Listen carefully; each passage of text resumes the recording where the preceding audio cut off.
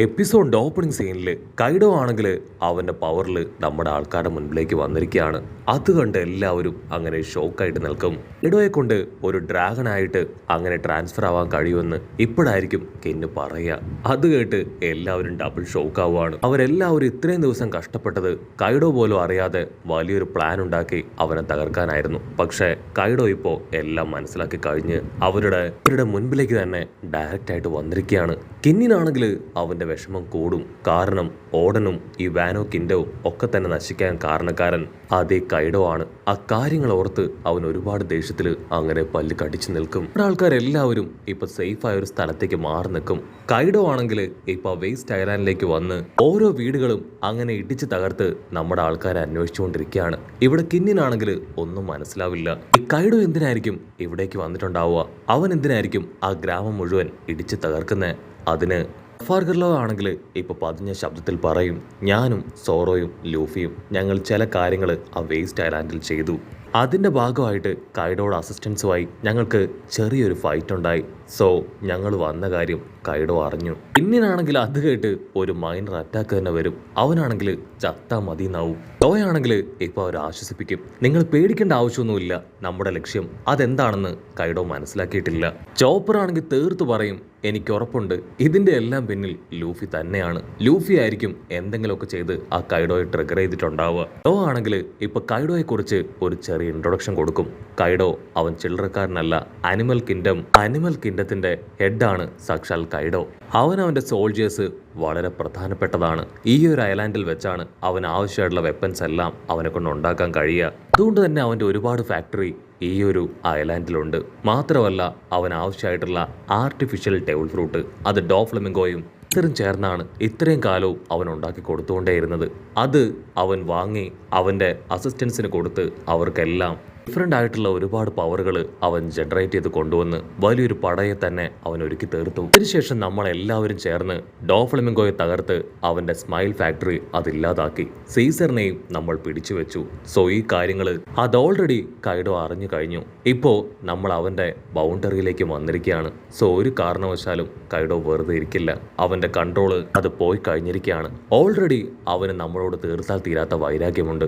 So നമ്മളിപ്പോ അവന്റെ personal സ്പേസായ ഈ ഒരു ഐലാൻഡിലേക്കും കൂടെ എത്തിയിരിക്കുകയാണ്. അതവനെ നല്ല രീതിയിൽ ചൊടിപ്പിച്ചു കഴിഞ്ഞു. കാര്യങ്ങളൊക്കെ കേട്ട ലൂഫി ആണെങ്കിൽ ഇപ്പോ പ്രത്യേകിച്ചൊന്നും പറയാതെ ഉഷാറായിട്ട് ഓടും. നമ്മുടെ ആൾക്കാർ അവനെ ഫോളോ ചെയ്യാൻ ശ്രമിക്കും. ലോ ആണെങ്കിൽ അവരെ തടയാണ്. നിങ്ങൾ ആരും തന്നെ ഒരു കാരണവശാലും ഇവിടുന്ന് പുറത്തു പോകാനായിട്ട് പാടില്ല. എന്നെയും ലൂഫിയെയും ഞങ്ങളെ രണ്ടുപേരെ മാത്രമേ അവൻ കണ്ടിട്ടുള്ളൂ. സോ ലൂഫിയുടെ പിന്നാലെ ഞാൻ പോവാം, അവനെ ഞാൻ തിരികെ കൊണ്ടുവരാന്ന് പറഞ്ഞ് ലോ ആണെങ്കിൽ ലൂഫിയുടെ അടുത്തേക്ക് ഒരു റൂം ക്രിയേറ്റ് ചെയ്ത് അങ്ങനെ അവനെ തന്നെ ഷാമ്പിൾ ചെയ്ത് വിടുകയാണ്. കട്ട് ചെയ്ത ഇപ്പൊ ഷുട്ടന്മാരെ കാണിക്കും. ഷുട്ടന്മാരും ആണെങ്കിൽ ഇപ്പൊ അവന്റെ അസിസ്റ്റൻസിന് സിഗ്നൽ കൊടുത്ത് കാട് ലക്ഷ്യമാക്കി ഉഷാറായിട്ട് ഓടുകയാണ്. അത് കണ്ട് കൈഡോ ആണെങ്കിൽ അങ്ങനെ കറങ്ങി തിരിഞ്ഞ് ഷുട്ടന്മാരുടെ മുൻപിൽ വരും. എന്തുപറ്റി? എന്നെ പറ്റിച്ച് നീ രക്ഷപ്പെട്ട് ഓടാൻ നോക്കുകയാണോ? എനിക്കറിയാം നീ ആരാണെന്ന്. നീ സാക്ഷാൽ ഷുട്ടന്മാരും അല്ലേ? എന്റെ കൂടെ നിന്ന് നീ എന്നോട് ഫൈറ്റ് ചെയ്തതും എന്നെ തകർക്കാൻ ശ്രമിച്ചതൊന്നും തന്നെ ഞാൻ മറന്നിട്ടില്ല. നിനക്ക് ഞാൻ ഒരേ ഒരു ചാൻസ് തരാം. ഇപ്പൊ തന്നെ നീ എന്റെ കാൽക്കൽ വീണ് മാപ്പ് പറയണം. അങ്ങനെയാണെങ്കിൽ നിന്നോട് ഞാൻ ക്ഷമിച്ച് നിന്നെ ഞാൻ എന്റെ ടീംമേറ്റ് ആക്കാന്ന് പറയും. ഷുട്ടമാരൂനാണെങ്കിൽ അതൊട്ടും ഇഷ്ടാവില്ല. അവനിപ്പോ കൈഡോയുമായി ഫൈറ്റ് ചെയ്യാൻ തയ്യാറാവും. മറ്റൊരു ഭാഗത്ത് ജാക്ക് അവനവന്റെ ബോഡിയിൽ പറ്റിയ പരിക്കുകളിലെല്ലാം തന്നെ മെഡിസിനൊക്കെ വെച്ച് അങ്ങനെ കെട്ടിക്കൊണ്ടേയിരിക്കുകയാണ്. ആ സമയം ഇവിടെ ഷുട്ടമാരുമായിട്ടുള്ള ഫൈറ്റിന്റെ ശബ്ദം അതവൻ കേൾക്കും. ജാക്ക് ആണെങ്കിൽ ഇപ്പൊ സ്ട്രെയിറ്റ് ആയിട്ട് സാക്ഷാൽ കൈഡോന്റെ അടുത്തേക്ക് പോവും. കാരണം കൈഡോ എങ്ങനെയെങ്കിലും തടഞ്ഞേ പറ്റൂ.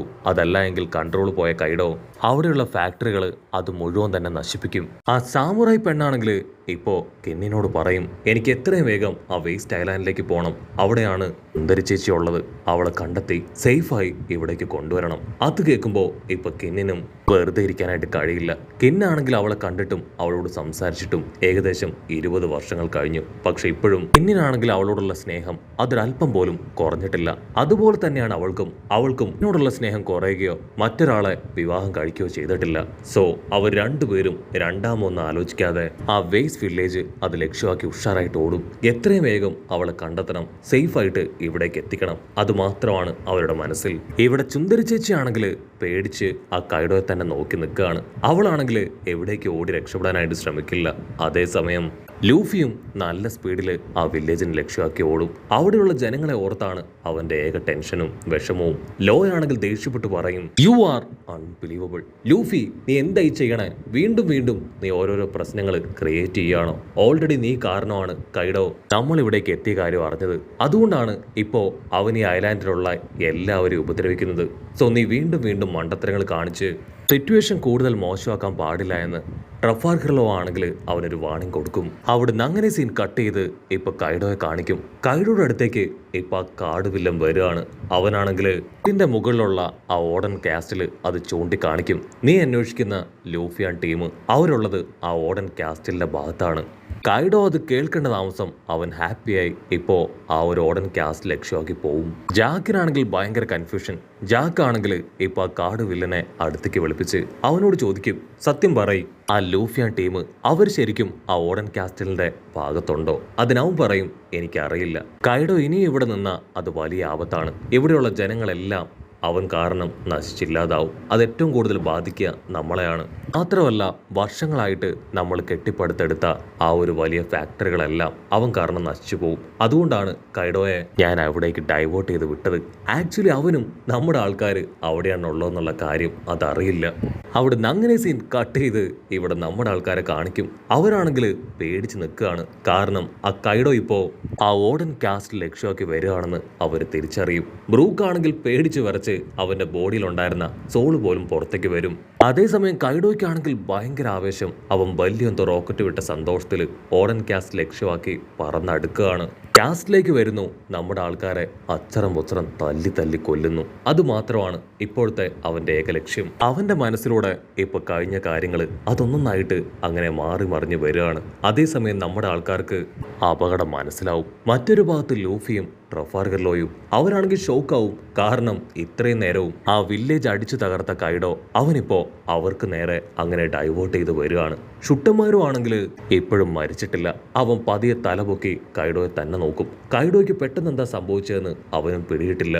ഹില്ലിന്റെ മുകളിലുള്ള നമ്മുടെ ആൾക്കാരാണെങ്കിൽ ആ കൈഡോയെ കണ്ട് പേടിച്ച് ഒച്ചത്തിൽ നിലവിളിക്കും. അവനാണെങ്കിൽ അവന്റെ വാലുപയോഗിച്ച് ആ ഒരു വലിയ ഹില്ലില് അങ്ങനെ ചുരുണ്ട് നിന്ന് അവർക്ക് നേരെ ഫേസ് ചെയ്ത് നിൽക്കുകയാണ്. ആക്ച്വലി അവരുടെ കൂടെ ഇപ്പൊ ഇല്ലാത്തത് ലോയും ലൂഫിയും സാമുറായി പെണ്ണും കിന്നുമാണ്. ബാക്കിയുള്ള എല്ലാവരും ഇപ്പയുടെ മുന്നിൽ പെട്ടുകഴിഞ്ഞു. ലൂഫിയും ട്രഫാൽഗറിലോയും കിന്നും സാമുറായി പെണ്ണും അവരാണെങ്കിൽ ഈ കാഴ്ച കണ്ട് ഒരു സെക്കൻഡ് അങ്ങനെ ഫ്രീസ് ആയിട്ട് നിൽക്കും. ഇങ്ങനെ ഒരു ട്വിസ്റ്റ് അത് ആക്ച്വലി അവർ സ്വപ്നത്തിൽ പോലും കരുതിയതല്ല. കൈഡോ ആണെങ്കിൽ രണ്ടാമോ ചിന്തിക്കില്ല. അവന്റെ ആ വലിയ സൈസ് വാ അതങ്ങനെ തുറന്ന് ഇപ്പൊ ഫയർ അത് പുറത്തേക്ക് പ്രൊഡ്യൂസ് ചെയ്യാണ്. ആ ഒരു വലിയ ഹില്ല് അത് തന്നെ അവന്റെ തീ ഉപയോഗിച്ച് ചുട്ടരിക്കാനാണ് അവൻ ശ്രമിക്കുക. ഇവിടെ സാഞ്ചി ആണെങ്കിൽ ഉണ്ടായിരുന്നവരെ പിടിച്ചു വലിച്ച് ഇപ്പൊ താഴേക്ക് ഉഷാറായിട്ട് ഓടും. എങ്ങനെയെങ്കിലും അവന്റെ കയ്യിൽ നിന്ന് രക്ഷപ്പെട്ടേ പറ്റൂ. കൈഡോ ആണെങ്കിൽ 2 മിനിറ്റ് അങ്ങനെ അവന്റെ ഫയർ പവർ വെച്ച് ആ ഒരു മല അറ്റാക്ക് ചെയ്യാണ്. ആ ഒരു മല അത് രണ്ടായിട്ട് പിളർന്ന് അവന്റെ ഫയർ പവർ അത് ദൂരേക്ക് പോകും. മാത്രമല്ല ആ ഒരു മലയിലുണ്ടായിരുന്ന ഹോസ്റ്റലിന്റെ ഭാഗങ്ങളും കല്ലറകളും അതങ്ങനെ പൊട്ടിത്തെറിക്കുകയാണ്. നമ്മുടെ ആൾക്കാരാണെങ്കിൽ അത് കണ്ട് ഉച്ചത്തിൽ നിലവിളിക്കും. മിനിറ്റുകൾ കൊണ്ട് ആ ഒരു ഹില്ല് അതങ്ങനെ മൊത്തത്തിൽ തകർന്നടിയാണ്. കൈഡോയ്ക്കാണെങ്കിൽ ഭയങ്കര സന്തോഷം. അവൻ കോൺഫിഡൻസിലും വലിയ സാറ്റിസ്ഫാക്ഷനിലും അങ്ങനെ നിൽക്കും. ഇവിടെ ലൂഫിക്ക് കൺട്രോൾ പോയി. അവൻ ഫുൾ കലിപ്പില് നോ എന്ന് പറഞ്ഞ് നിലവിളിക്കുന്നതോട് കൂടെ ഈ ഒരു എപ്പിസോഡും അവസാനിക്കുന്നു.